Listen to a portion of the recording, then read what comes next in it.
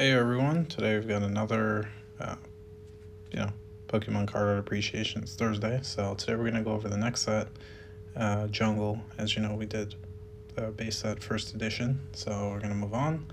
Yeah, so we've got our Electrode up first, very iconic set, as many of you have known if you've been in the hobby for a while.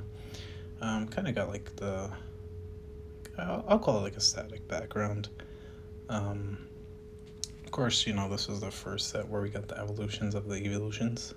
Um, Sounds like a tongue twister there.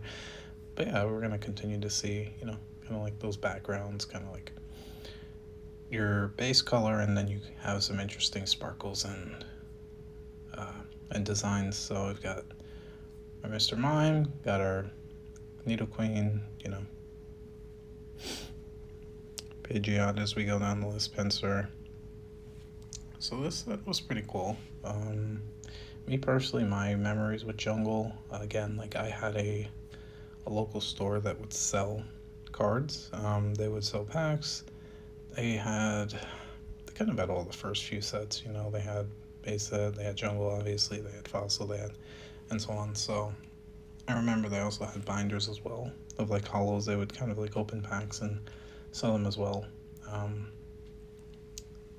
I remember talking to the owner a lot because he kind of did collect cards.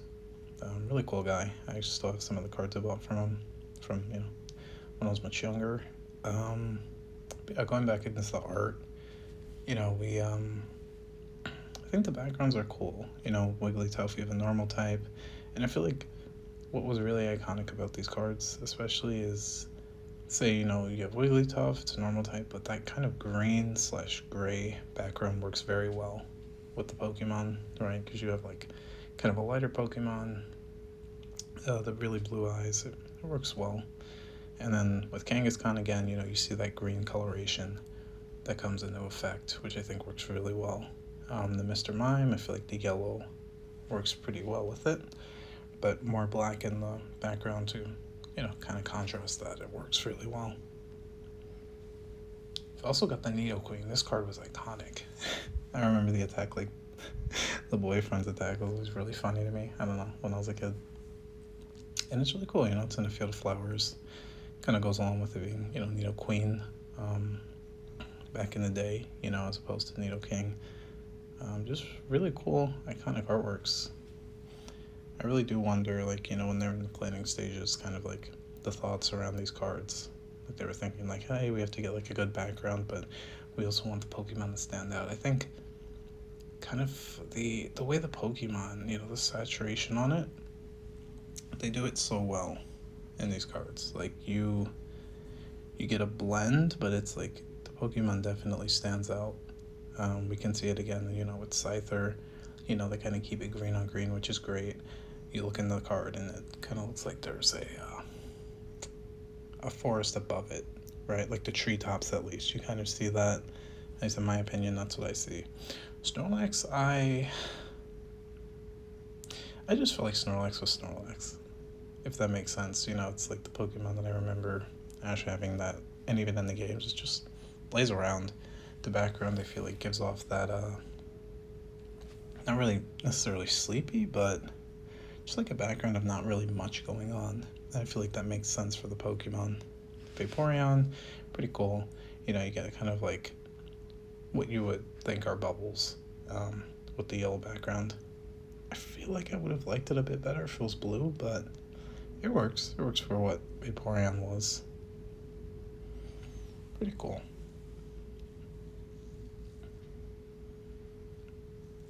Moving on, we've got Victreebel, which I feel like does the forest vibes better than, Victreebel is pretty good, but let's see, Vileplume. Yeah, I do think Vileplume did a pretty good job as well. It's just the lines, the way the lines are, it kind of makes this Pokemon look like a psychic type in my eyes. The way its eyes are, and then you see like the green lines in the background.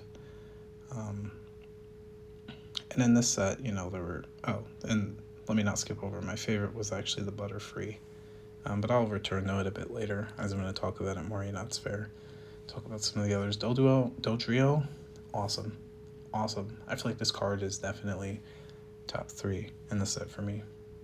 Executor, pretty similar as well, so it's really funny actually. Butterfree, Dodrio, and Executor, they're kind of my top 3, and they're all like succeeding each other in order, number in the set. It's just it's the way the Pokemon ties into the background for me, right? We have Pharaoh as well, which is looking great. I think it's cool. I really like the action shot of it. Continuing down, we've got some more. We've got the Lickitung, beautiful artwork. I love it. Marowak, another action shot, which I really enjoy a lot. Then we've got Nidorina, very cool. Got kind of a like a canyon type background, and I think the face of Nidorina just works really well here. Almost looks pretty dog-like. And then Parasect, pretty cool. This reminds me of just seeing like a lot of like Pokemon products that were out back in the day, whether if it was like stickers or something like that. That's just like the Parasect artwork that I remember. I do want to highlight Rapidash as well. I feel like it's just a beautiful shot of it. It really, well, yeah, I'm pretty sure if you're watching this, you've probably seen a horse in person. They're just extremely tall, so you're not going to really be eye level with it. And the way this card is, it kind of gives off like, yeah, it's a really big horse, but the fire aspect works so well. Like if you look up top, it's like kind of like the sun line, and then you get the clouds underneath. It's beautiful. It's a beautiful card. Rhydon's another one I love. The action shots I was saying this set especially were really good. Going on, we have the iconic Weeping Bell, where we have the bird that's, not a Pokemon, it's just a bird in there. I love that card. Bellsprout was always awesome to me. Especially, in the anime as well. Bellsprout put in work, but check out this card. Not bad, right? You have the bubbles coming. And it looks like it's standing up to whatever challenges to the left of it. Cubon's iconic, very sad. Especially in the early gens, it's tragic with Cubone, it really is. For the many people that, have Eevee as their favorite, I know they're a fan of this one with the butterflies, Eevee just strutting along. It's beautiful. So, with me, I've always loved this Jigglypuff because of, like, the music notes, Like, that's just such... Oh, man, it looks so good. It looks so good. And to me, the Jigglypuff kind of looks shiny, I'm gonna say, with like its eyes and everything. But, we didn't have shiny Pokemon in TCG officially at this point, but it's cool. It's pretty cool. Mankey looks tough. Looks like something you don't want to come across and you don't want to mess with at all. So, yeah, there's that. Another action shot. I was saying, like, an action shot on that one is pretty nice. We've got an iconic Pikachu. Not the base set one, but this one comes standard with the red cheeks. Very cool card. I like this one actually the best out of like the base set and jungle. I think this one was better in my opinion. I just like the way the forest fits in. So that's how I feel about it. And then we've got Rhyhorn. Very cool background. I always like this one. It's like a sandy desert / well, no, I think it's definitely a sandy desert. It's just, I don't know if there's like rocks or fossils underneath it, but, or maybe they're just like, dead tree branches. It just works. It works pretty well. I'll say this is probably my 4th favorite card in the set, the Rhyhorn. And yeah, that's the whole set. So I'm going to go back up to my favorite, which I said I would return to, fulfilling my promise, which is Butterfree.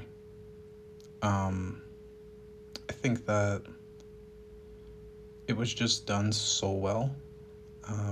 And me, I've like bugs since I was young. So yeah, but if you liked the video, please like, subscribe, and I'll see you guys on the next one. Hopefully you're enjoying this series.